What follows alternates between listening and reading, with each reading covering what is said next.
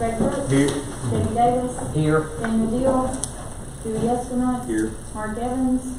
Jeremy Kinsey. Here. John Pippinger. Here. Samantha Franklin. Here. James Woody. Here.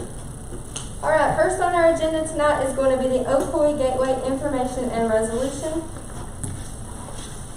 Mr. Samuel, are you here? Rogers. Sorry. Can you, tonight, can we just keep it up to 15 to 30 minutes? Actually, I would expect the commissioner who has introduced this resolution is Commissioner Dewey Estimate. And of course, I'm back, and I enjoyed the times I did make a presentation, which was about 20 minutes back in May. And I'm only here at the request of Commissioner Brooks, I believe, to pick up on the motion that was either withdrawn or tabled. So I would like for Commissioner Espinots to at least read the resolution. Do you mind doing that? No, that's fine. We'll read the resolution. And let Dewey take the lead, and I'm here, as well as some of our committee members, to help answer questions. I just want a chance last month to talk to a few more property owners, in the area, which I have. And I understand they should have been familiar with it before the meeting. It's been going on for quite some time, but Right. I just didn't want anybody to be able to come, tell me they didn't know or had no idea this was going on. Right. So that's why I was going to take it for this meeting.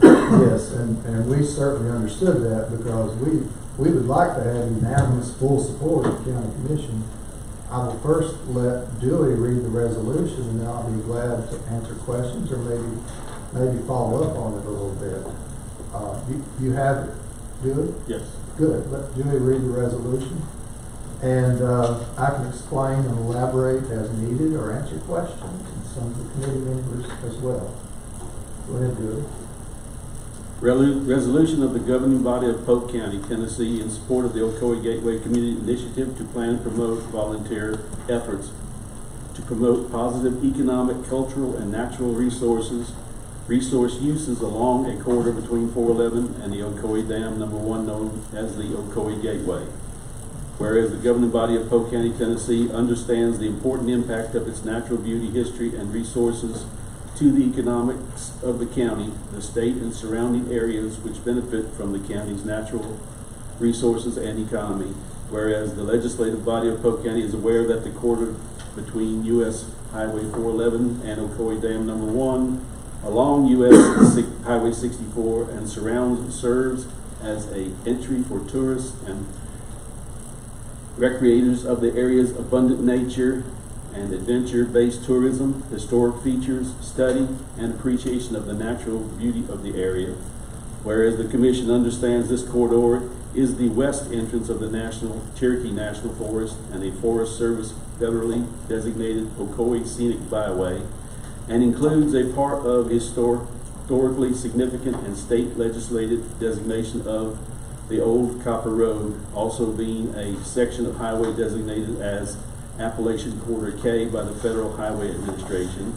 Whereas the Commission recognizes that the corridor can supply services and interpretation to support these resources with existing infrastructure and would benefit greatly from further planning and development of services for the public, which with voluntary participation of private landowners and public land managers in the area. Whereas the Commission has recently been made aware of efforts by a citizens group and the Polk County Chamber of Commerce called the Ocoee Gateway Community Initiative to plan and promote development of resources to support natural, historical, and cultural resources of the area, informed by current understanding of sound gateway development. Whereas a community-based visioning process could potentially foster significant and creative economic development projects compatible with the land stewardship values important to Polk Countyans. Now, therefore, be it resolved by the Polk County Commission meeting in, I guess we'll have to change it to special session at Decktown, Tennessee, this August 8th, 2021, that the Polk County Commission supports this effort in principle. This resolution shall become effective on passage. You will note in here there is nothing about landowners having to do anything at all they didn't want to do. There is no regulations are being put on them. There is no demands put on them. There's nothing in here saying there's anything to do with zoning or anything else. It's just a way to promote, here's some ideas that might be able to be done in the community. So, personally, I don't see anything negative in this resolution. It's all, to me, positive. I make a motion we adopt this resolution. I'll second it. Motion made by Woody, second by Esquinox. Any discussion? Yeah, I mean, anybody that's still not familiar, it's landowners, whatever, you know, it's, well, it's sort of like Dewey said, it's nothing to do with zoning. It's not going to prevent anybody from doing anything they want to on their land, and it's not going to require anybody to do anything on their land. So, it could be unknown or misunderstanding. So, I'll make sure everybody knows that. Yeah, and to follow that, and Greg and I had a really good phone conversation after the other meeting, and I think we've cleared up some of those concerns, and we had 2 outreach meetings with property owners, and we got a mailing list. Some of that was developed right as some of the properties were changing hands after the Parksville auction, and some of the names may not have made it on that list, and we apologize for that. But also, due to COVID, we had Zoom meetings, and we had two landowner outreach meetings at Denton first. And while we had good attendance, everybody was not there. So let me tell you a little bit more about why we want this resolution. Okay, because our committee of 9, we have 9 on that committee, and we've been working diligently despite the setbacks from the pandemic. And we've made good progress, but I showed you some of the work of my students where they would create master plans, sort of idyllic master plans, as if we had a utopian community, okay? We know that that's probably not going to happen, but the idea of visioning is helpful. It's the beginning of a process, really, to follow the academic studies that were done. It's amazing what my students were able to generate. That's been about a decade ago. The reason there was a pause, Quarter K was kind of undecided. You know how that's been for decades. And finally, it seems that they're going to follow the existing route and upgrade it and make spot improvements. So we started our activity again, and it has gained momentum. Not just our small Ocoee Valley Alliance, but now it's called the Ocoee Gateway Community Initiative. And the reason we want the resolution by the leadership of Polk County, and I've also met with County Executive Robert Patrick. We've tried to inform also the Industrial and Economic Development Board. We're also willing to meet later with the Planning Commission. I know they're primarily involved with subdivision regulations, but we don't want to leave them out. So the Chamber of Commerce has been our co-sponsor, by the way, and Lynn McCleary could not be here this evening. She had a school function. Conflict, but she has really stepped up, and beginning with Adrian Lambert, now Lynn, Chamber, Commissioner James Woody has followed this. We want your political support primarily because we are trying to reach out to some nonprofit partners, foundations, who could sponsor a professional study to get us all together. Property owners would be invited. We'd start thinking about what resources do we have? What can we take advantage of without spoiling it? There's so much potential. And my professional background being in design, landscape architecture, land planning, I've seen so many examples. The favorite places you go to, they have some plan in mind. if you're gonna build a house, you need a plan, okay? And it doesn't mean you're gonna have zoning or anything like that, because zoning kind of prevents the worst things from happening. It doesn't always provide creativity. So that's why I'm not a big proponent of zoning. And I've tried to share that with y'all. So, with that in mind, driving down here today, I am a property owner, and my family has owned property in the Ocoee Valley since the mid-1800s, by the way, and some were in Zion Valley, Fort Polk County, Union County, the Rogers. But the Reimers, the Fetzers, so being a retired professor, I'm spending more time here, but I am a Polk County taxpayer. And my passion is working on this as a legacy, I think. I've been doing this for a number of years with my students. But I took Highway 411 today because I had a load of stuff in the back of my truck and I didn't want to go down the interstate. My old truck's got 240,000 now, I think, miles on it. But anyway, aside from that, I was sharing this with Bob Marie Bryan. I wrote it down up here, but my thought process goes a lot to aesthetics. And I started going down Highway 411 from Von Orr. I went by Telco Village, Von Orr, Madisonville, Inglewood, Etowah, Benton. Without naming a lot of names, I'll tell you, I was trying to rank on a scale of 1 to 10 the aesthetic beauty of that strip. I mean, I was driving by myself, didn't have anything else to do. And that's a 4-lane divided highway in places, 5-lane highway in places. And some places like North Madison, I guess I can talk about Madisonville. The north of Madisonville, it is really on the scale of ugly, okay? And there's charm in certain things. Like one side of Etowah is really charming, the other side is not. Okay, whatever one is fine. When I got to Polk County, no matter whether you're going east to west or north and south, as I was, the setting changes. It is beautiful. There's just a magnetism to the mountains in that setting. You're getting closer. Coming there at the Sod Farm, it could be a postcard coming down near the Hiwassee River. And even in Etowah, one of the more attractive things was John's Manville, because they have their industry set back and there's a big green space in front of it. And all that other, a lot of things are very cluttered, okay? Cluttered signage, overhead wires, and everything. So, a lot of that has to do with aesthetics, and it doesn't mean we're going to regulate it, but can we show people good site design, good architectural design, and creative planning without using zoning and code, and not a development authority many times.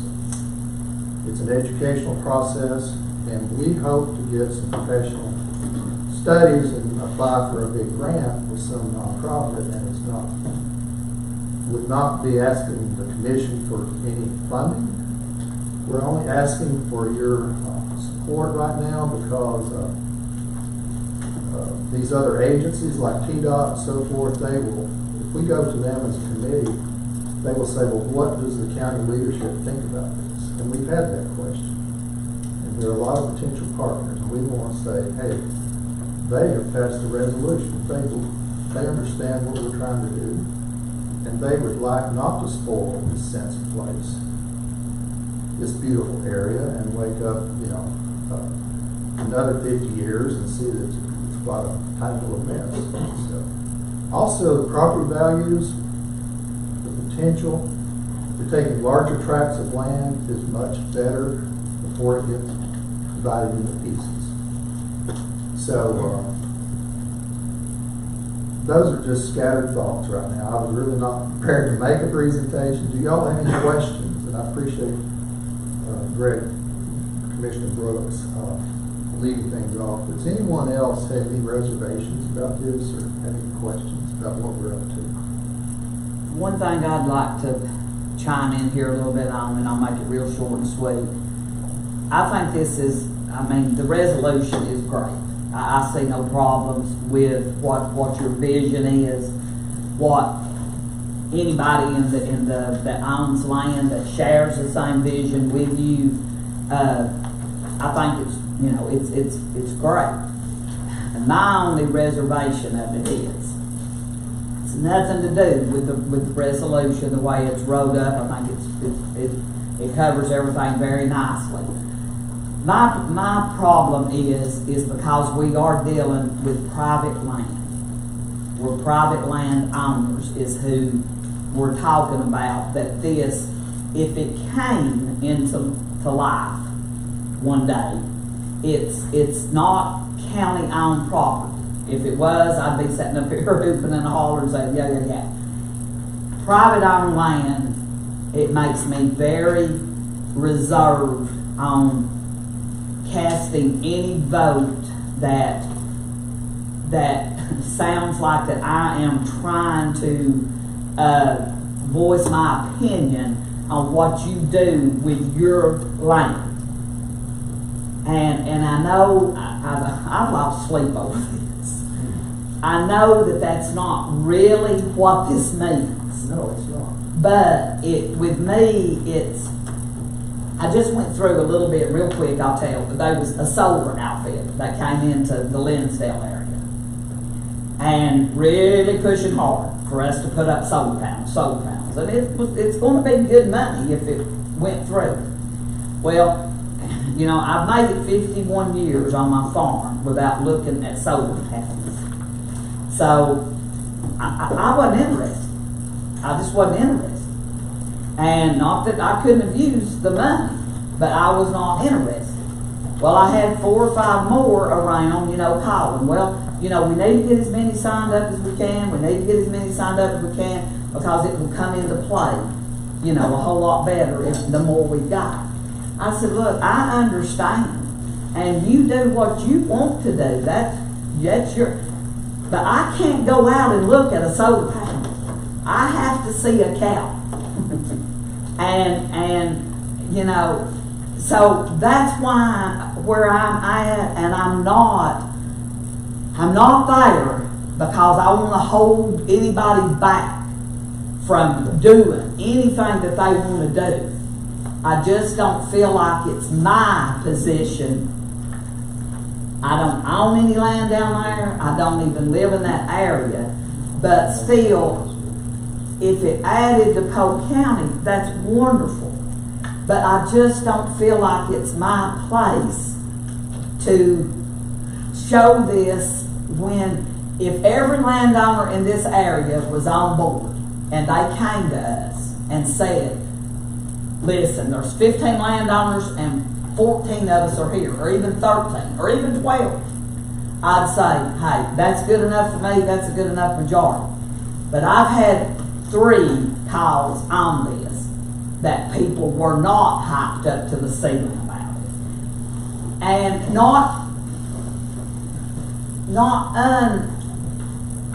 it wasn't that they didn't want it, but it was just that they weren't there. And it's just made me, I just, and nobody else has got to feel that way. I'm not asking that. But when I've got to cast a vote, I feel like I owe it to the people to explain why I cast my vote the way I do. Because I know this is important. You've put a lot of work into it, and it's beautiful. Your vision is gorgeous of it. Well, wait a minute, because it's not my vision. Well, this whole initiative, whoever started first it, of all, somebody had to start it. well, I was involved. Joe Fetzer is another Yeah. property owner who has a Right. lot of property. Joe and I started the regional group. There were lots of others. Yeah, There's still lots of others. And by the way, it's driven by the property owners. We're like you. We may not want some of the worst things that could happen. We'd like to show some of the best things. Right. Especially And, in tourism. right. Now, I think you ought to be in our boat because you have this concern. We're not going to make anybody do anything on their property that they don't want to do. But we would like to start. Other communities do this. That's that's how special places get developed versus those that are just gone by the, you know, anything and everything. And I think you can tell the difference. I sure would love to see your support.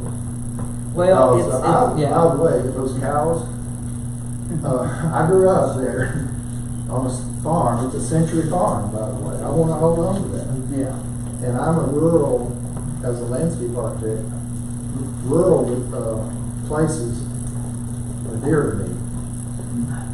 I was on the state champion dairy judging team. I wasn't going to tell you you brought it up. In high school, in the FFA, president of the FFA for 2 years, so in Polk County High School. So I've never left my roots and my love for this beautiful place. Yeah, and So, I'm not disputing that whatsoever. So, read the resolution. You know, that- You're yeah. not, you're jumping way out of what we're thinking right now. So, Yeah. anybody else? Anybody, Sherry, Ron, Marie? Bob? I just want to echo a little bit something Dewey said at the other meeting. I think you were the one who used the reference to Pigeon Forge. You know, I lived in Pigeon Forge before we moved here 40 years ago. I don't want to drive on Highway 64 from Parksville Dam to the county line and have it looking like what you see when you drive through Pigeon Forge. And what I'm concerned about is if we have every man for himself development, that's what we're going to end up with. And we can't, we don't have any authority to force ideas on anybody, but if we know there's people moving in, we know we're going to have more tourism, we know people are going to build their own businesses, great. I'm in favor of all of that. But if we can get the property owners to get together and talk a little bit and see there's good ideas about development that we could develop and have it look nice and have people come here and stay and spend their money, you know, and that's all we want. I don't want to end up looking like Pigeon Forge. I live there and I visit there, but I don't want to live there again. So, you know, I just think if we got the people together and talk, we could say, oh, well, here's some good ideas that, you know, maybe we could use when we're talking about putting up businesses or you know, nobody's going to get anything forced on them, but we sure would like to have a conversation so that we could we want to preserve the rural area. I want to see hay fields. I like to smell hay. You know, I want to see cows. I might put solar panels on my house when I build one, but it'll be out of the way here. Well, then it's your choice. You know, that's your choice. Yeah. You know, I don't have anything against anybody by the else. way, We just want people to talk. We see a lot of workshops and having, actually, professionals other than Sam Rogers come in and make presentations to these property owners, can either come or not come. And that's all, we're hoping to get some professional assistants to do that. Otherwise, we might as well fold up and go and say it's too late. Okay, anybody else? Debbie, did the people that called and complained to you read the resolution? Well, that's what I told them. You know, I said, have you read the resolution? You know, well, supposedly they have. Where'd they get it? Huh? Where'd they get it? It's not published anywhere. And- Unless you gave it to them, they don't have it. Yeah, I mean, you know, that's what I said. Well, I didn't know it was published anywhere. I mean, I didn't know whether it was or not. I couldn't argue that fact because I didn't know. And, you know, but, you know, and that's, you know, and I told them, you know, to the best of my knowledge, I said, hey, there is no restrictions, there is no requirements, there is none of this, none of this, none of this. I said, I'm not a lawyer, I don't know how to read in between the lines, but, you know, and, but it's just, and like I say, I think it's great, but I myself would just like to see all the people that it affects instead of me, because I don't feel like I have the right to put my 2 cents in it, because I'm not a property owner down there, and I don't exactly know every inch of what's going to take place or not take place.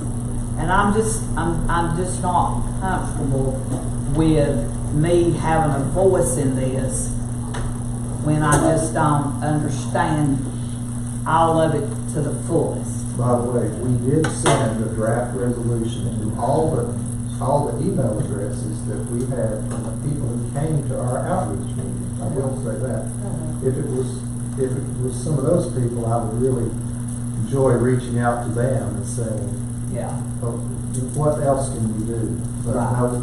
the positive energy we got from those meetings was to move ahead. And by the way, Sherry, if you Yeah, wanna- just a quick sub, we've kicked a lot of ideas when talking to some of the state planning and Chattanooga come up, and professional planners, outside of Sam, I want to point at him, saying this is all his idea.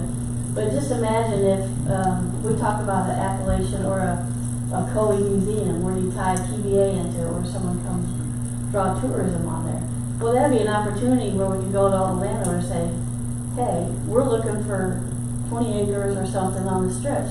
Who would like to, anybody interested in selling your property? It's an opportunity for them too, if someone's willing. We talk about an amphitheater, or, there's a lot of ideas, a museum, a welcome center, things like that, where we can go out and get your backing. All that does is allow us to go out and say, hey, is there money? Would you back something like this, or can we get a grant? Because we're not going to be able to get grants or anything if we don't have everybody's support.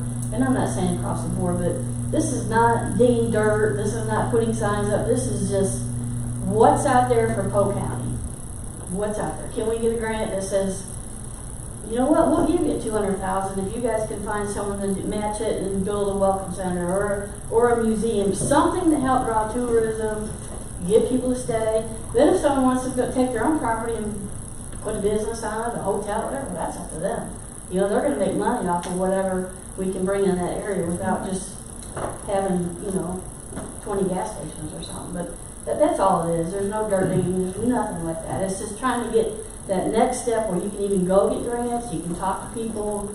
We had multiple conversations with TVA, TDEC. That's the first thing they say, hey, there's grants out there, but we need to talk to you. And if you guys say, we'll do this, but if you either want to do a grant or something, we need to come to you and tell you, hey, here's the grant you want to vote on or something like that. We're all about that. We're just trying to get that conversation started and go out there and see what kind of, from big groups out there that have money that nobody is out there soliciting right now for Polk County in that area.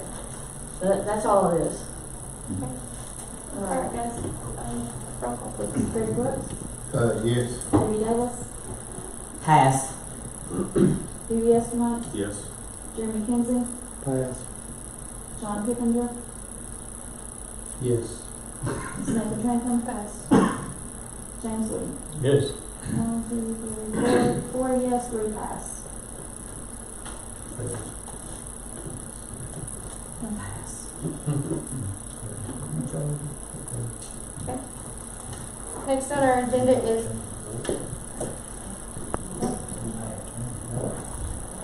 anybody want to change their vote? Next on our agenda is our beer sales footage rule resolution.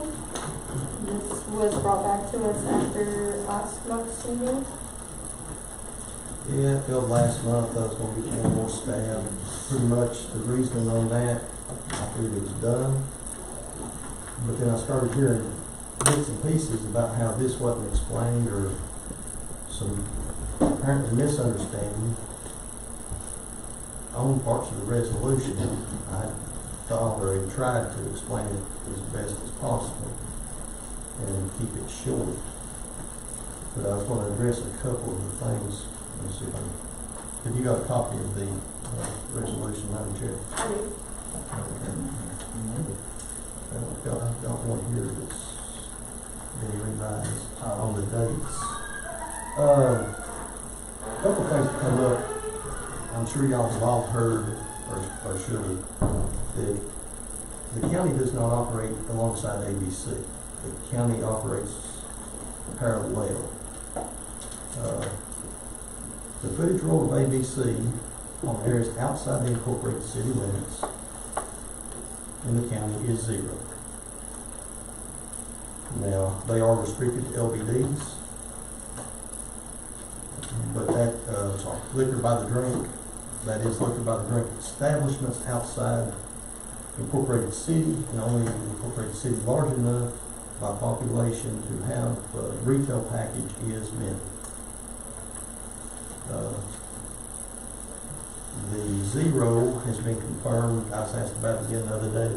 It is 0. It can be, LBD can be right straight in front of a school, a church, a place of public gathering.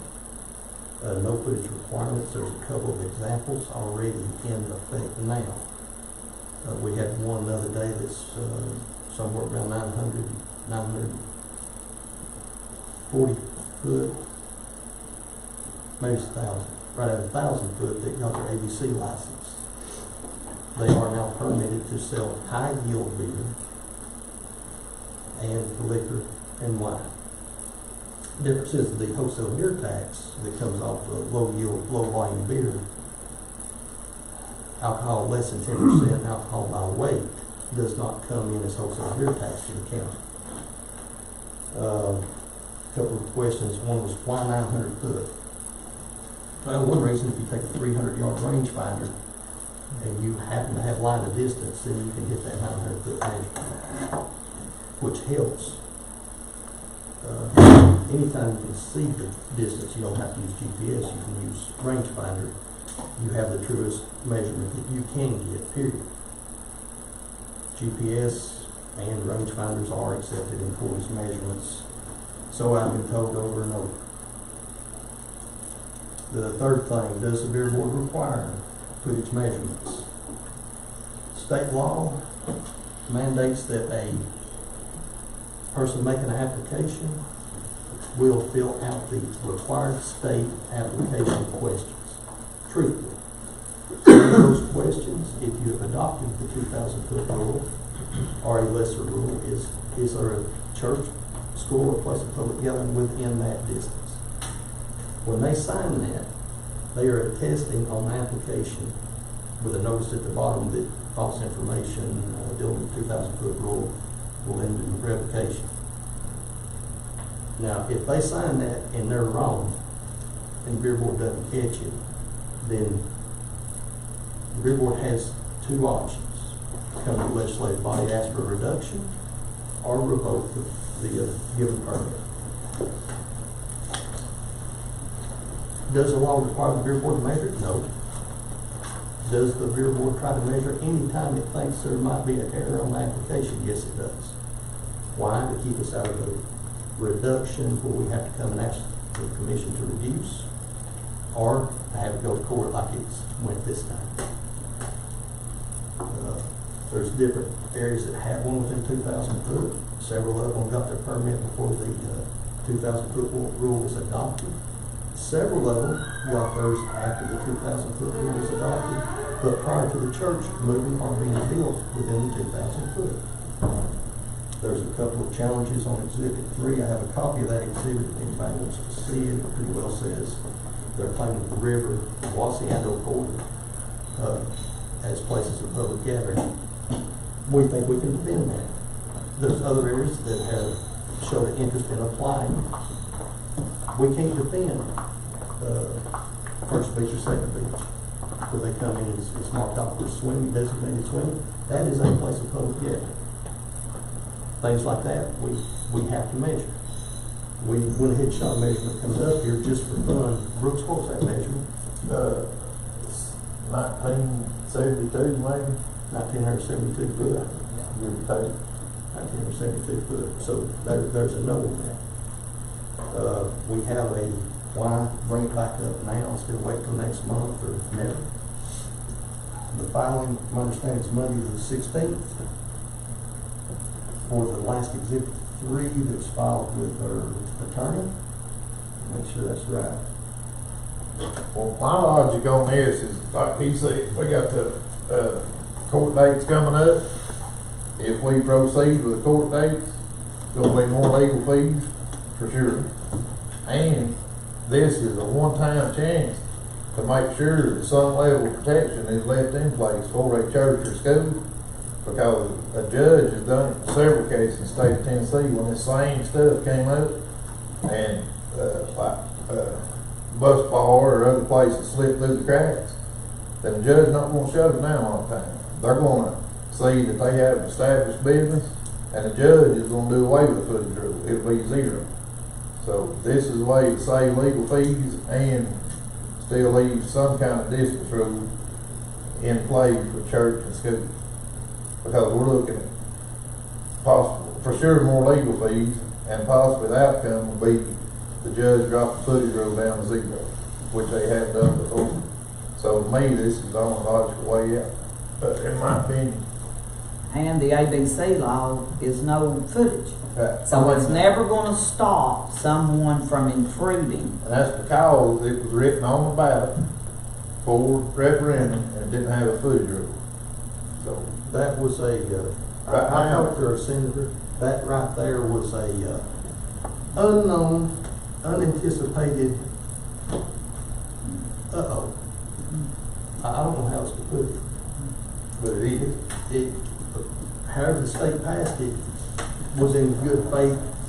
It just, because it was not required to go through the county, but straight to the ballot. This is in 2017. The state didn't catch that there was no footage. This was the first time we were dealing with LVDs outside of incorporated cities. Cities have a protection. In the city, to get a retail package or LVD, you have to get a letter of compliance from the city to ABC Commission. So if you're not within the city footage, you don't get that letter of compliance. That's another thing that he brought up. The city limits of Benton, the footage rule from a church or school is 300 foot. Yes, sir. it So we're is. still gonna be 600 foot beyond what the city of Benton is now. Yes, that is correct. And of course, there's a zero for high volume, and it's 300 foot. No, because the way that, because it's incorporated city, theirs is 300 foot. Okay, it's still. High volume. They both then. I misunderstood that, but 300 foot city of Benton for low volume like that, and in addition, high volume. And I'll be honest, I don't know what Copper Hills footage is or the towns. You know, I don't think either one of them's 2,000. You know? It can't be 2,000, because Copper Hill ain't 2,000 foot wide. You run into Georgia. So it's a big- Copper Hill, I think it's 500 when they done it, but I don't know. I don't think Ducktown's 250. Does that sound right? 250. Does that sound right for Ducktown? I know I spoke. Because they mentioned it in the last meeting that we had at, It would be odd for a city to have 2,000. Yeah, it's a lot less within the cities, I do know that, but I don't know exactly. I wouldn't think it was. three. I'm not gonna say for sure, because They said in the last meeting that we had. Oh, no. I lost it. well, we got the brewery right here and the church is. Yeah. But now, brewery has a separate, Yeah. The brewery is separate. it's a separate, They make it there. right. That eliminates that. And I think it's over 10%, which puts it under ABC's, also gives jurisdiction. Anyway, that's all the reasons I brought it back up, and I just wanted to explain, because I said up about the 10-year deal on revocations. That was not in the resolution. The resolution didn't reflect the 10-year revocation. That is state law. The commission, nor the beer board, has any authority on that 10-year revocation at all. That is a completely separate section of state code. Has nothing to do with adding to or reducing footage. It don't even have to be a revocation due to footage. It can be a revocation due to a violation of the state liquor or alcohol laws, like selling to a minor, increasing delinquency of a minor. Apparently you can have a DUI and still get a beer license, but you ever get caught selling to a minor or selling after hours, you can be revoked, because it's in that separate section of the code, which makes no sense, I know, but it's just the way it is. That's everything. And if this 2,000 feet law stays in place, now this will automatically pretty much shut down the beer sales in Fresh and Low. I cannot speak to the beer sales at Fresh and Low. At this point, I can say that Fresh and Low is within 2,000 foot of Shiloh Church. And Fresh and Low will be getting a review hearing notice for the end of the week, because we only have so long after notice of that Exhibit 3 for the board to make the necessary changes, or come to the commission and ask for a reduction. So I'm coming to the commission, ask for a reduction one more time before we have those hearings. It is within 2,000 foot. Food Mart number 5, which is the Texaco beside Hardee's, their application hearing is on the 19th. And we have an application again from this one, Gaddis up here. It'll be the 17th, and his is within 2,000 foot. It's 1,500 and whatever foot. And that's what started this round of lawsuits. And there's a reason he's reapplied to the same place. It's kind of unique dealing with this lawsuit, I think. Personally, anyway, I can't say that. Anyway. Well, you know, with all due respect, and I don't think any of us sitting up here, and I'm not going to talk for anybody, but I don't think so. But anyway, everybody can talk for themselves.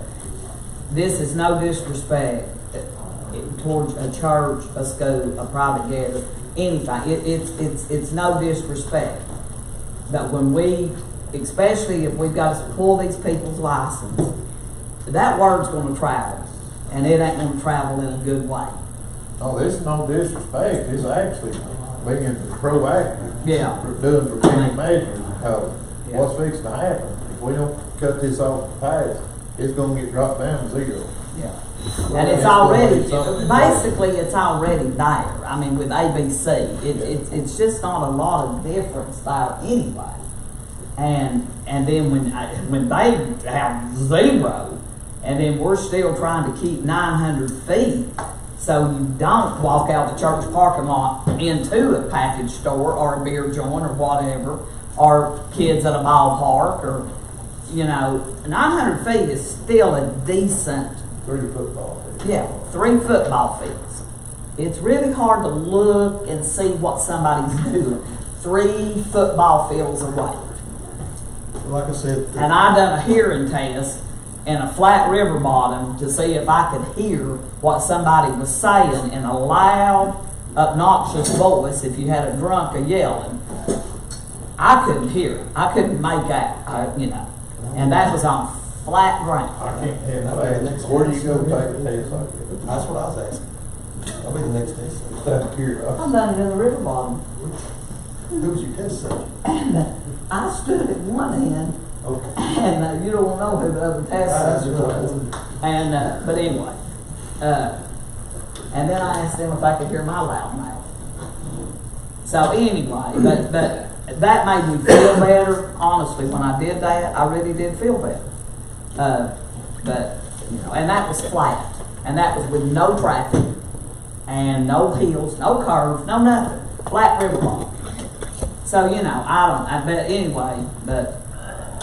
Let me throw in 2 more real quick points. Our Sunday sales start at 1 o'clock, 1 p.m. on Sunday, which gives the general church traffic at most churches, unless it goes into the Hellfire and Brimstone sermon and goes a little long, time to clear after the church.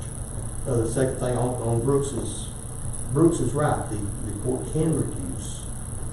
Generally, it doesn't go to 0. Generally, they will have. Yeah, well, you just have to throw it in. Well, I was just saying, I didn't want anybody to come back later and say, well, they said, but there are exhibits that's been presented to the court with footage that's Oh, it's several things. It's been reduced to 0, it's been reduced to extremely low. the person that filed a lawsuit for their distance.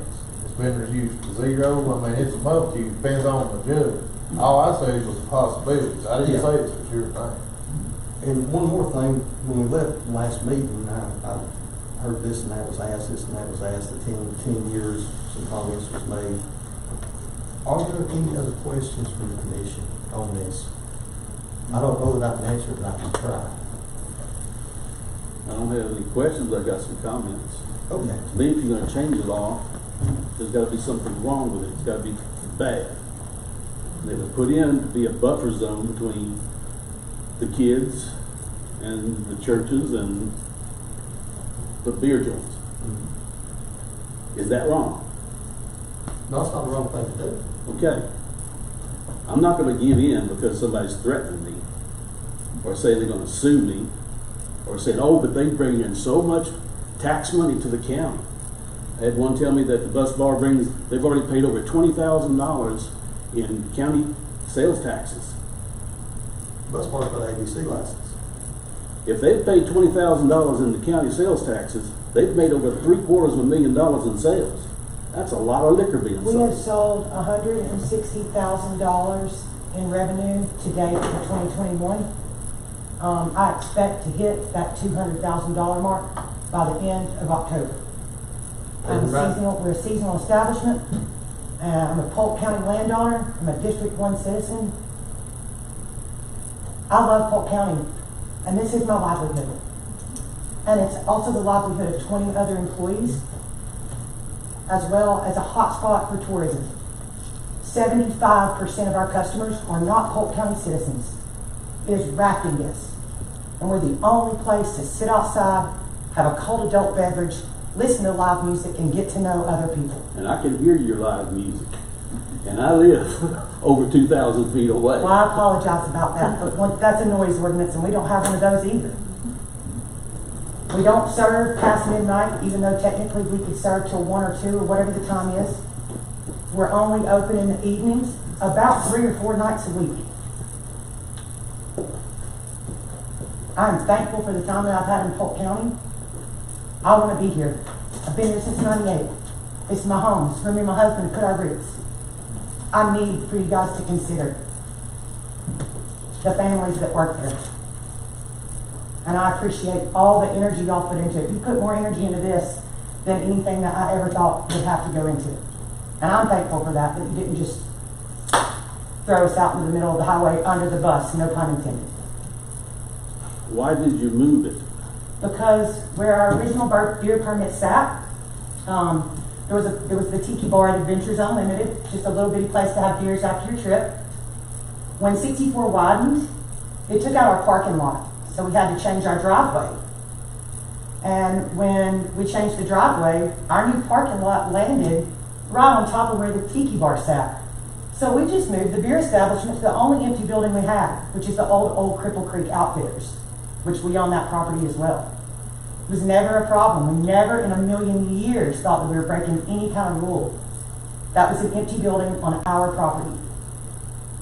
Our parking lot changed, our driveway changed, our entire outfitter changed when that road came through. It took out the Duff Tavern, it took out so many people's properties, Miss B's bus, all down through there, and it totally changed where we had to park cars. When you're one of the largest outfitters that bring in a lot of tax dollars, you've got to have a place to put those people's vehicles. And we just moved the Tiki Bar. We didn't do it in spite of any footage rule, and that's the truth. We just moved it. And then when a bus broke down, we set a bus there and was like, hey, this is pretty cool. It's a rafting place, and that's how it came to life. It really had absolutely no bad intentions at all of getting in trouble. Just an honest, got to put it somewhere. What would it hurt to just move it back? Because that's a parking lot. It's where the guests park that bring in all the rafting dollars. That parking lot has to be there. Or we shut down the rafting. It brings even way more than the bus. And like Mr. Pippinger stated, we will still have our liquor by the drink, which allows us to sell 1.5 ounces of alcohol at a time, basically, or whatever it is, wine, and grab high gravity beer above 10%. That is a very small portion of my sales, but I got to make a living. I do not want to be the only liquor bar in the state of Tennessee. But I'm going to use that permit. And I'm gonna do it to the best I can. And if there's a question, yes, there has been a resolution hearing, and yes, there is a hold issued by Chancery Court at this time on our revocation Yes. study on the bus park. The Fresh and Low, nobody knew that it was over 2,000, but there was a pin drop done on the GRS map. I hope I got that right. Yes, it's GRS map. And the way it was done, Mr. Beauty, you're familiar with it touching up something on a photo or a film and then zooming in and seeing all the places you missed on the touch up and starting over. Yeah. The zoom in, whether it was zoomed in all the way or whatever when it was shot, and like I said, we are not required to shoot it, but we went ahead and checked. It was like 2,000, but we put, no big deal. Okay, over 2,000, it's either 2,000 or more, or it's less than 2,000. But then when they started zooming in, I guess, or zoomed out, dropped the pin, and used GPS to shoot the distance, guess what? It's under 2,000. Now, Fresh and Low's been sold for years. What does the law say the Beer Board has to do? It has to come to this board and ask for a reduction, or it has to revoke. Revoke, they'll take it to court, there'll be some arguments over the Exxon case. And it's probably gonna pee them off bad enough, they may pull the whole store out. I mean, you never know. But when word travels that, we jerk the rug out from under people's feet, it's not gonna be good, and I don't even drink beer. But, I'm sorry, it's a big part of tourism. And, I don't know, I mean, it's just, and like I said, if that ABC license wasn't in place, a rule, it would be a totally different ballgame. I want to point out two things real quick, and I promise, Madam Chair, I will be brief. I don't know which two things I want to point out. Okay, the measurements used to be done years ago with a piece of cardboard that was cut to scale, and it was put on top of the Taco Mount with a mark for a church and a mark for wherever it was going. Now that's been years ago. That was before the GRS map had come through. But that was done, and it was done several times in several places. All probably prior to 1990. 4 or 5. Whenever we got ready that GRS map. Beer Board's never gave one that used with under 2,000 foot. But we've got two coming up that really don't deserve to get smacked. They've been in operation so long, right, where they're at. And that's what it was. Fresh and Low has a lot of business come in out of the county and pick up cases to take home and then put in the fridge. It's not like a convenience store where they pick up a 12-pack and go do riding, whatever. It's more of a pick up and take home storage. And if you shut Fresh and Low down, more than likely they're not going to come to another grocery store in Oakport Bend. No, they get it that way. They're going to go to Dollar General, probably Arrow 64. Our case, this case is still, they're not still selling on it. They still selling beer. I didn't know if case is still selling if they moved the machine shop in there. Nope, it's still Yeah, open. there's a guy that's looking at the machine shop in there. That's next door. door. That's next door. Oh, yeah. So, I see the case of J&M Market, what is it, man? One stop shop. Okay. One stop shop. One stop shop. Okay. So, I mean, that's not trying to defend it, I just hate to see the money lost. The Beer Board will honor whatever decisions made by the commission and act accordingly under the law. That's all it can do.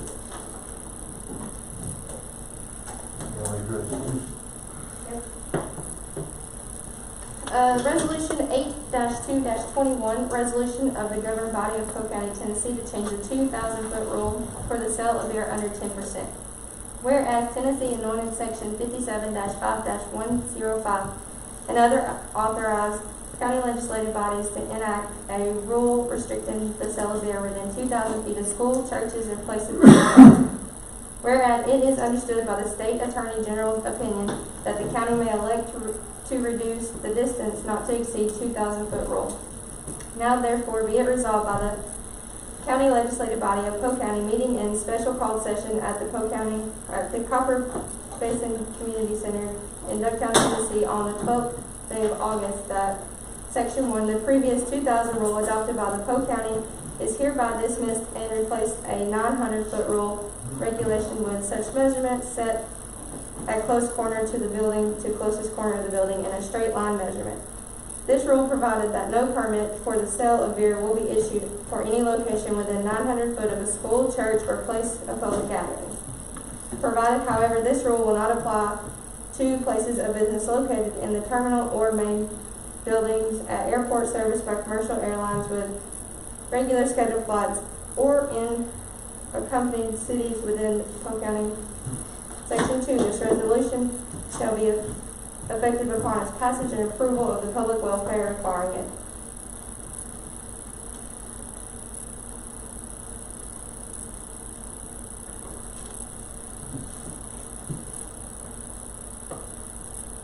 I'll make a motion to approve resolution 8221.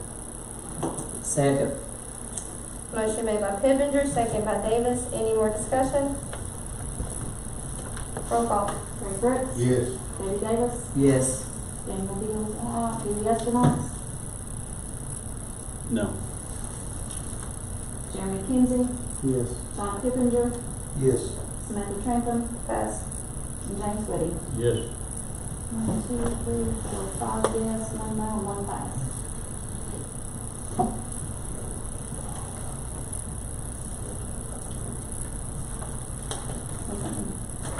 It passes.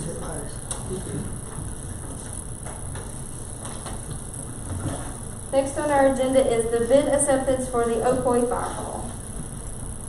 And this is for the building doors. We had to get a new price since it was expired for the other one. This one is from Evans Garage Doors, and it looks like it's $14,481. We just had one bid. Were bids opened up again? Yes, sir. They were open to some 12, some on 12:05 today. They were due in at 12. And what had happened was with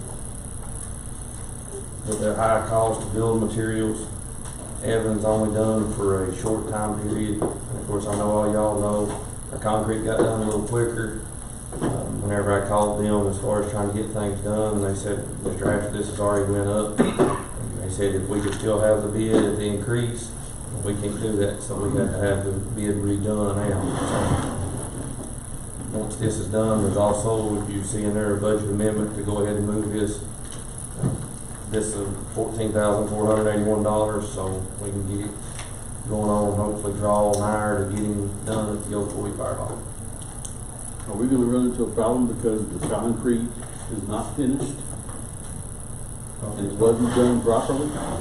Well, the concrete around the door area is finished. So this would help to get that wrapped on up.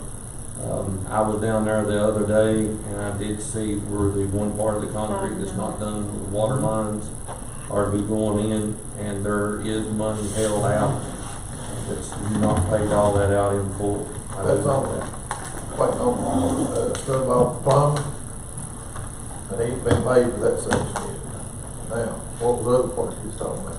The different levels in there. Oh, yeah. Why? I don't know, I don't pour concrete. That was, Yes, sir. I don't either, but I can see it right off. When I'm looking at the water lines and also the sewer put in there before they started. They're not sure exactly where they're going on, it depends on the setup, but he's not been paid for that. Should we not have waited till we got the sewer and water lines in? No, because for people's insurance purposes, we don't fire trucks in that building, and they don't have to have sewer or water now, they're just looking down the road. I agree, if it's been better done it on the front end, but it's not gonna prevent that being a fire out there. It's gonna cost more to go back and try to do something now when you got a car. No, it's, the percentage of his meter has been held out for that little corner, and all we gotta do is have, plumb, rather than plumbing, it's not gonna cost anything more as far as having concrete finish. Yeah. Now, like what y'all were saying earlier, unless, something's changed, need was mentioned, and water runs up here land, I don't want to do that. Man. I mean, it's, man. Well, we can't undo it, I think. Mr. Wardy had the same problem. From the same person. I know the morning whenever it was gonna be poured at 6:45, 7 o'clock in the morning, whenever we went on third grade, it was gonna be poured. Up until then, I didn't know exactly when that concrete was gonna be poured. But I had contacted, because I know concrete, the prices are going up, but I had contacted Sequatchie, if I'm not mistaken, and I did get them to lock a 1-year quote, on their concrete. And I do understand what you all are saying as well, but the one section, that's the only spot that there is any plumbing that has to be done, and nothing else was affected. So nothing has to be ripped out. No, that's, that little corner, that's the least of the problems down there. That's easy fix, that corner, plumbed in forward, that's the least of the So problems. you're gonna run the sewer above the concrete then? There's You no- can't put the bathrooms and. No, it's all going in that corner. It's all going in We one done corner. looked at all that. You know where there ain't no concrete right now? Okay, that's where the bathroom's gonna be, and the plumbing for the There's the kitchen. door. Yeah.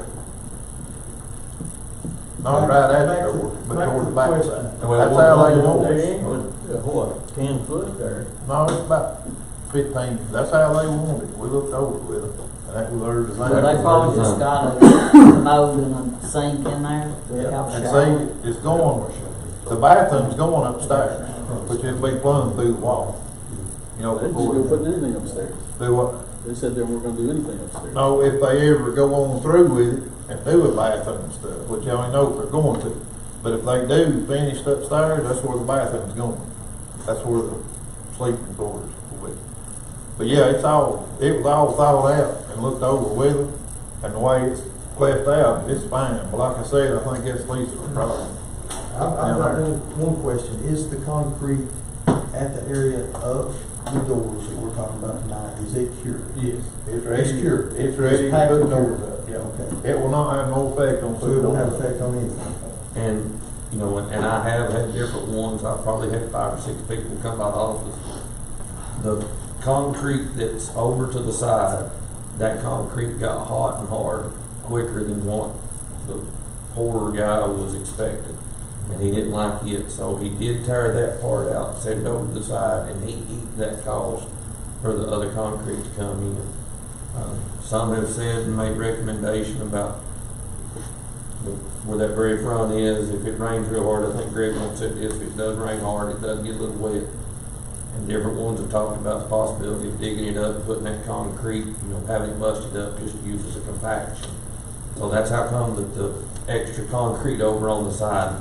You'd be amazed how many people come by the office and offer to take a sledgehammer and bust it up and use it themselves. And if this commission wants to, if y'all tell me to go ahead and move it out of the way, but you never know with, might need it just to fill in on that front. So, but if anybody's wondering about the extra concrete, he eat that at his cost because it got too hard, too hot, or something like that. We need to press for this, right? Yeah, I mean, if it's, That's something. What's the cost difference? It was a 20% increase. I don't have that originally. It was real close. They told me right at a 20% whenever I contacted them. No, if I'm not mistaken, that is at that one time. Yes, that budget amendment was,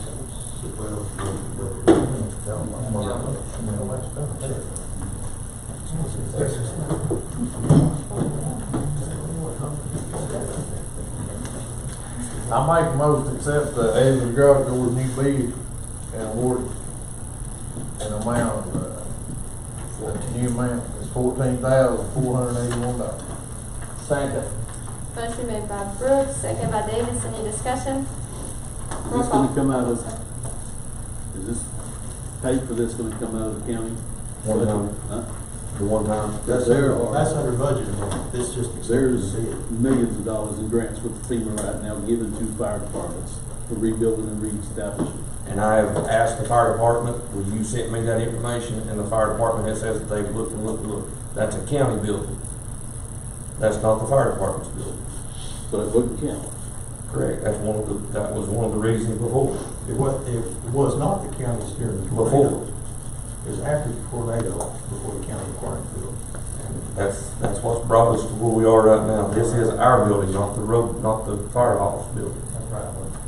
Well, they get it rebuilt, get it back to them. That's what y'all want to do. Build it up. No cost to us, let's give it back to them. Well, it didn't work the first time.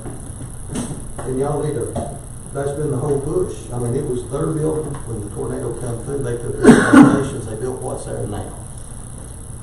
The only reason the county even took it when they offered it after all that, and it's set the way it is to try to get a fire department back in that area. That's it. I mean, it sure ain't benefiting us by taking that building. So the bottom line is, if you want a fire department down there, it's gonna be us that build it. Because if you back to it, you're gonna have it. Or you had it, what, 2 years, 3 years ago? Because it didn't take that long to build that building that's there now. This November will be 4 years since the tornado hit. It and Gatlinburg burnt like a week apart when it was 4 years ago.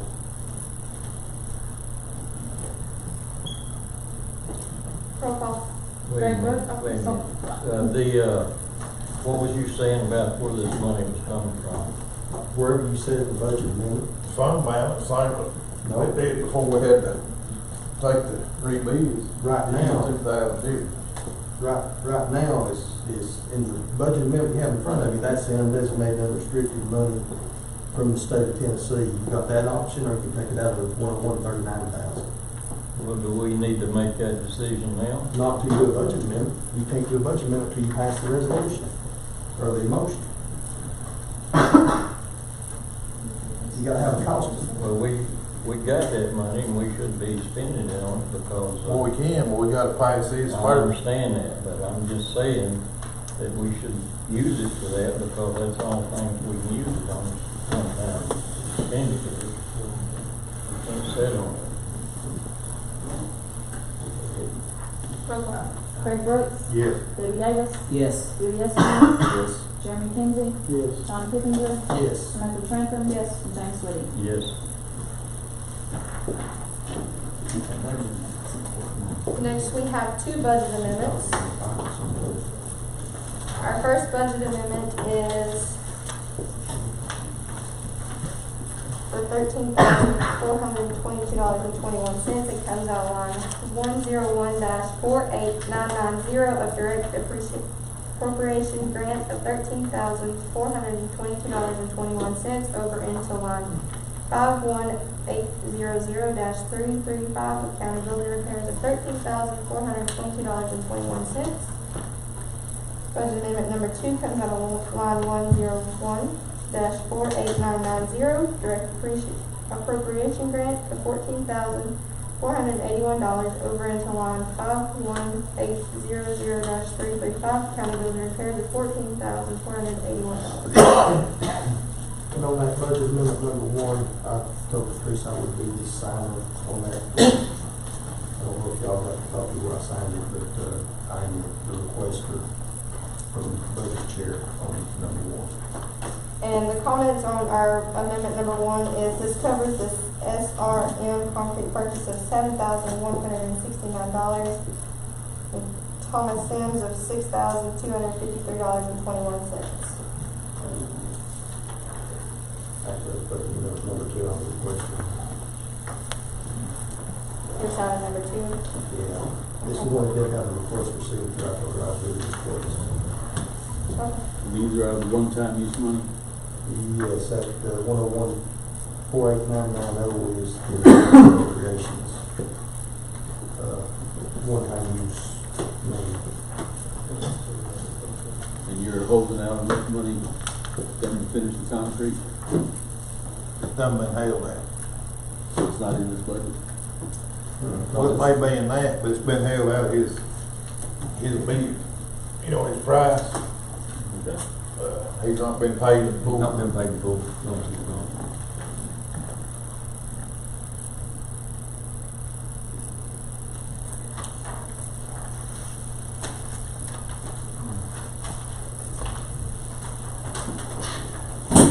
Do we have a motion on that? No, we do not.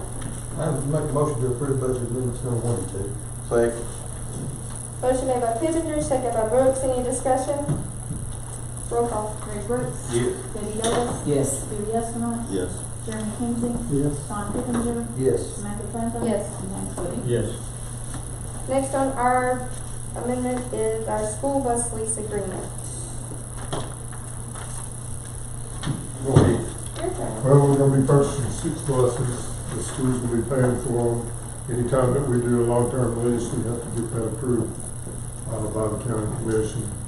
But, it's in our budget to pay for those over a 5-year span at roughly $60-something thousand a year for 5 years. They're used buses, obviously, we can't afford. The last time we got new buses, y'all bought them for us at like $500,000, $750,000 or something. So it's very hard to buy brand new buses for everybody.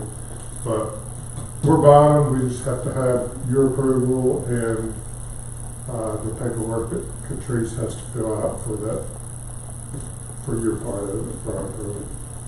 Now, I did give you the debt policy. Yes. Right there, you see, needed it. There's no money out of county, there's no money from 101 County General anyway. It's not No, money all. not in any But you way. need our approval. Yep. I make a motion to approve the bus lease. It's a formality, to be honest with you, it's a formality, same thing with any long-term lease has to come from the county commission. Your school board has looked over. Oh, yeah, We're in we, agreement, y'all have the money. yes. Before we vote, I will brag on Dr. Jones and the current school board. I need it. I used to, I know you don't get that much, but I used to be on the school board many years ago before I was on the commission, and we budgeted for school buses, and you have to because it's not, we think we'll buy some, that you've got to, the state pulls like so many miles or so many years, you know, it varies, but anyway, the previous director of schools saying it's more important to do budget amendments and unbudget that money for school buses and spend it on stuff like, suing teachers over dress code, a bunch of other crazy stuff. And we got hit 1 year when we're supposed to have been phasing those buses in. And I always voted not to budget amend money for something else, if I all got out of vote. And 1 year, we had to wind up, because we quit the cycle, we had to buy about 15 buses 1 year. It like it broke the county. And I commend Dr. Jones and the school board for at least doing that good. Yep, we're phasing in 6 right now, we'll have to phase in, year after next. The same thing we do with patrol cars. Yes. We buy 3 1 year, 2 the next. If we budget for it, it works like a charm. You know, we never, if you ever skip 1 year, you'll be so far behind, you never get caught back up, especially later in the income. Yep. But, Exactly. and we appreciate y'all spending money on what you're Well, supposed to do. I know that, you are strapped as much or more than we are with, cuts that you've had to make, and, you know, for once in, 15 years, we didn't have to make cuts this year, so. That total was $69,009.45. For 5 years, On the description here, are these used buses? all of them are used buses. We don't buy new buses anymore, they're just too, I mean, they're unbelievably expensive. They're out of all of our price range. So are they been reconditioned? What they are is low mileage, as close to low years as we could get. What we do is we're on a constant lookout to try to find it's like buying cars. The newest you can get with the least amount of miles on it that fit what you have to work with. And that's what we always do. So they're, in other words, they're already short on their last stand. They are shorter on their lifespan than a new bus, but they're also not $170,000. Right. You're not losing that big depreciation the day you drive it off the lot. That's true. That's a good way to look at it. All right. Roll call. Greg Brooks. Yes. Debbie Davis. Yes. Dewey Estimov. Yes. Jeremy Kinsey. Yes. John Pippinger. Yes. Samantha Franklin. Yes. And James Wood. Yes. Thank you. Do we have any announcements or statements? One thing real quick, I want to ask Dr. Jones, and it may already be, don't forget about the very first day of school, the traffic was bad. And I'm not fussing about that because I know everything had, too much things to get going on. But anyway, just make sure that that is brought back into the play, that additional traffic goes up to that. There was a few cars that had done that, and it just so happened, and believe me, I'm not making this up, I was coming down through there, and here are two vehicles trying to pass the school traffic because they knew where it was going and they didn't want to stand. Which is common sense. And and then there was also a couple of lumber trucks in that line. Anyway, last year after that started, man, that was paradise.